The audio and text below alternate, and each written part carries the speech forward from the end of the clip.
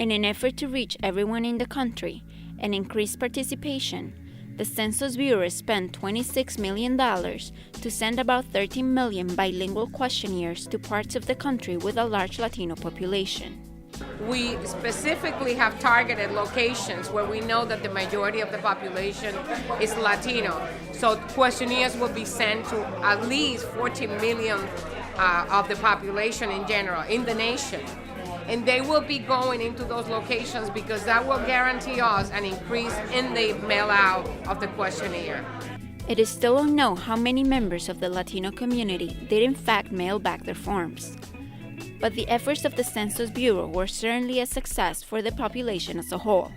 74% of U.S. households returned the census questionnaire by mail, matching what had been achieved in the 2000 census and exceeding the predictions of the experts and halting a 3-decade decline in mail-back response since 1970. And not only did the campaigns achieve positive results, but they required much less money than originally expected.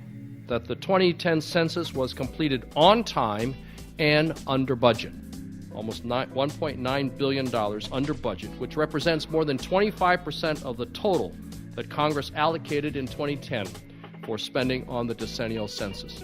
But regardless of the cost, the reason so many efforts go into the purpose of achieving a complete count of the population, or at least as close as possible, is because of all the decisions that are made based on the census results.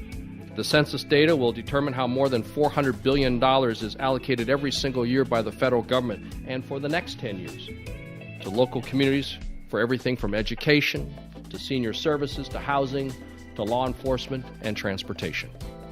And the 2010 census will help shape the makeup of state legislatures and decide the allocation from the different states to the U.S. House of Representatives.